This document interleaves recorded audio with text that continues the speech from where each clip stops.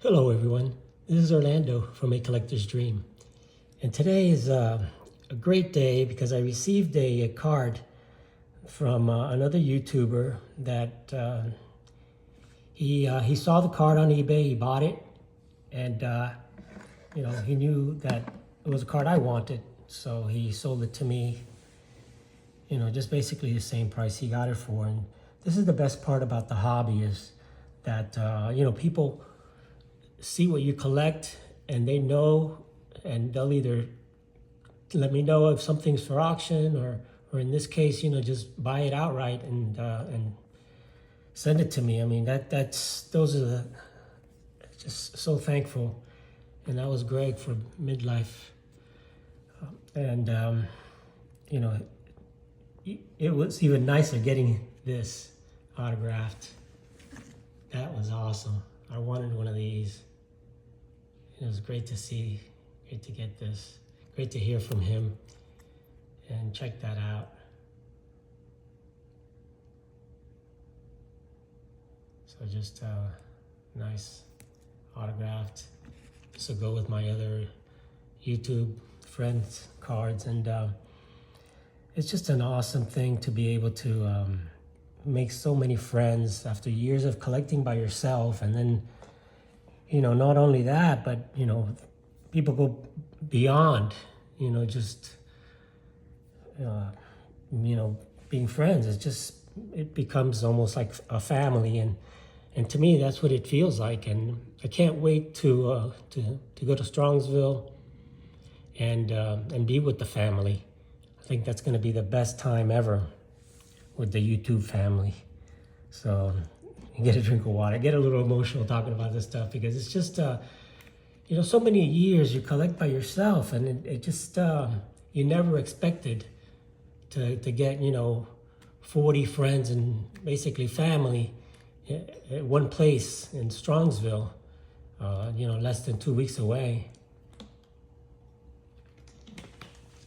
And I can't wait to see Greg there and the rest of the guys. So I did want to talk about the card that he gave me, that he found for me. And this player is Miguel Gonzalez. And this is the Tharp's ice cream card. And it's a very, very tough card. I think the pop on this is somewhere around 5. I didn't really look it up, but it's a beautiful card. Look at that pose. He's one of the first Cuban players. Wasn't as famous as Adolfo Luque and some of the other ones, but he is in the Cuban Hall of Fame. And we'll take a good look at his card here. And it's a beautiful card with a nice picture of him as a catcher, which is what he was. He was a Cuban catcher. And he went on to become a coach and actually became a manager, the first Cuban manager in the major leagues. And, along with Adolfo Luque, he was one of the first Cubans, Latin Americans, to have a long career in the major leagues. He played 17 years in the majors. And he started when he was just, a young 20-year-old. He was 21 years old. And he came on with Boston, but basically he only played, and he played in 1912, and then he went on to play like many of the Cuban players in the Negro Leagues. So, he was born in Havana, but he played winter league ball in the Cuban League from 1910 all the way up to 1936. He would play all the winter ball like a lot of the other major leaguers, some of the major leaguers and stuff went out there. And, he started, like I said, and he made his debut in the National League with the Boston Braves in 1912. And he went on, but during that time, he didn't really stay in the majors. He decided that he was going to go play in in the integrated teams from Cuba. So he played with the Cuban Stars. So he was basically in the Negro Leagues. He played in the Negro Leagues in 1911 and 1912, and then 1913, and then 1914. And he went on to 1913. He played with the Long Branch Cubans, and then he returned to organized major leagues back in the 1914. And so in 1914, he went back, with the majors, and again, that was playing only with the whites. But during the Winter League, he'd go play with all the Negro Leaguers. And this is the back of the card, and just like all of the other ice cream cards, if you got the Babe Ruth of this, you would be able to give it in. It says save these pictures. And they weren't called cards, they were called pictures. So this is one ice cream bar will be given free for each picture of Babe Ruth. So if you got the Babe Ruth, you would return that if you didn't collect the cards or you wanted an ice cream. Ice cream was expensive back then. Remember, this is the 1920s. So most people didn't have refrigerators to keep the ice cream in and stuff like that. They had ice cream, they had these ice trucks, I guess, that would go around. And then if they had if you collected the entire set, it says also 1 gallon of Tharp's ice cream will be delivered free to the holder of a complete set of 60 different baseball stars upon surrender to any Tharp dealer. So if a gallon back in those days was like if you're having a birthday party or something. So, some of these cards were returned back to the actual, ice cream place. So that's why they're rare. And the Babe Ruth immediately could be redeemed right away. So taking a good look at Mike Gonzalez or Miguel Gonzalez, he played actually 17 years. He played in the major leagues, and even though he spent a few years between 1912 and 1914 in the technically Negro Leagues or Cuban leagues, he still was able to amass 17 years. And during that run, he wasn't a great hitter, but he was lifetime a 253 lifetime hitter, which was a decent, and he was a starter. So he started when he came back to play in the majors, returned to the majors in 1914, he played with Cincinnati. He played with 95 games, and then he went on, 1915, he played with St. Louis. And then 1916, he played 118 games, 1917, 106 games, 1918, 117 games. And he went on all the way until 1921. And it looks like in 1921, from his stats, he looked like he didn't play as many games, so he may have been like the sub. So he left baseball again from 1922 to 1924 to play back in the Negro Leagues, back in the 1920s. So for those years, I don't have the actual stats, but so he played another 3 years in the Negro Leagues here in Cuba and for the Cubans, New York Cubans, and then he returned back with St. Louis in 1924.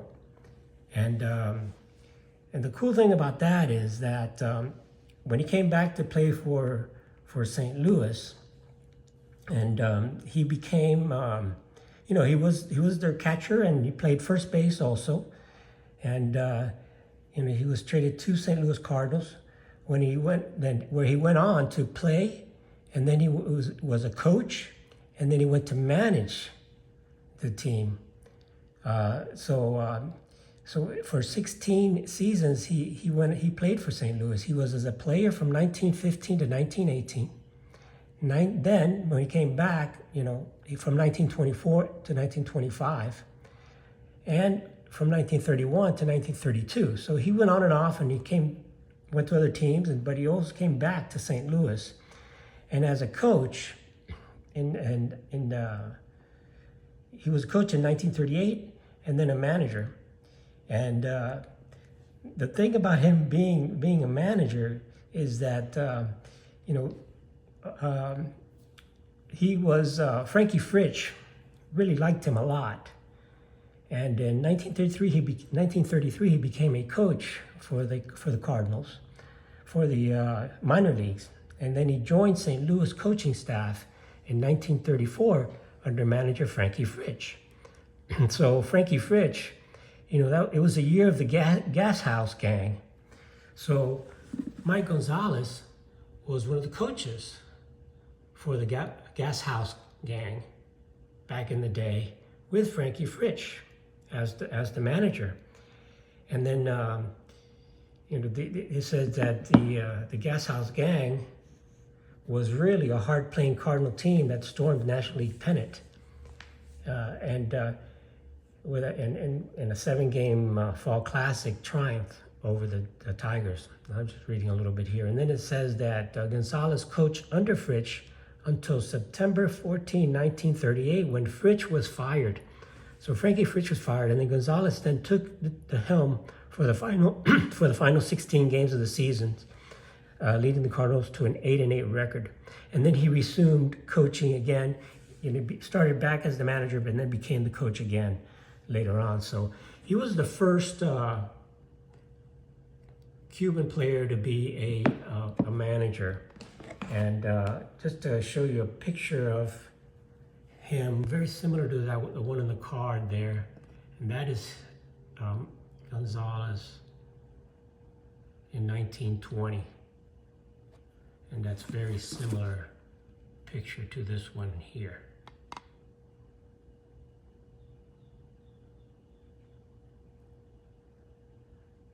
So anyway, that's Mike Gonzalez. A little bit of history about him and Tharp's card. And it goes perfectly along with my other long-term Cuban pitcher that I talked about earlier, my Adolfo Luque. And I have the Adolfo Luque in the Yinglings. In the Yinglings, ice cream is basically the same thing as the Tharps. The pictures are the same, and in both it's just a little bit different look.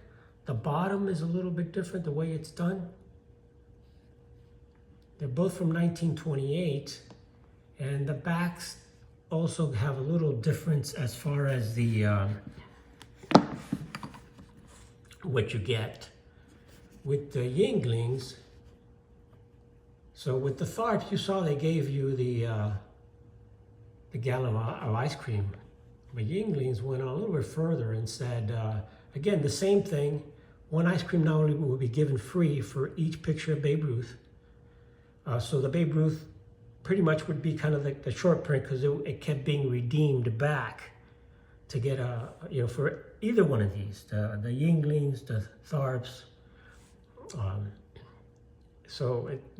the Yingling says 1 gallon of Yinglings ice cream will be delivered free to the holder of a complete set of 60 different baseball stars upon surrender of the same to any Yingling dealer.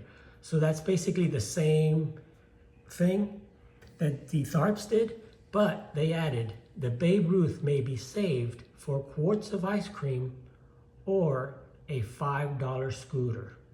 Now, it doesn't say how many Babe Ruths they would be saved for quarts of ice cream or a $5 scooter, but obviously the Babe was a big hit, and a lot of those would have been redeemed back. But there is there are two of my long-term. Both of these players, Gonzalez played 17 years, and I think Luque played somewhere around the same time. But two great players. One other thing about Gonzalez is that even though he batted .253, he was one of these guys that was a good contact hitter. And if you look at his stats, for 17 years in the league, Gonzalez struck out a total of 198 times. So I think that's an incredible stat. 17 years in the league, and he struck out 198 times lifetime. you know, and you're talking playing over 1,000 games, and you know, so he that's, you know, almost 3,000 at bats he had. Struck out 198 times, and ended up with a 253 lifetime average. And of course, Adolfo Luque, talked about him before. One last thing about in this video that I want to talk about is my friend Iconic Al is having a video response, and this gives me the chance to show another Luque card, and his video response is to show a card or two cards that have the same picture. So this is a long video, so I just wanted to share two cards, different cards that have the same picture, and that's these two. Both of these Adolfo Luque cards, so it's like the double. And the difference between these, the pictures are the same. The difference is that this is the York Caramel, and you can see that this is an E210. So this was given out with caramels, and this is an ice cream, so it's classified a little bit different. But the same picture is used. So for my friend Iconic Al, who has an awesome channel, I'll put a link to his channel. I'll show you the back of these. Two totally different cards. This one says, of course, the Yinglings returned back to, it can be returned as a redemption. And this one is just a part of a series of 60 cards. And it says Adolfo Luque, the greatest of Cuban pitchers. And that's a York Caramel. It came with candy, and that may be some candy over there.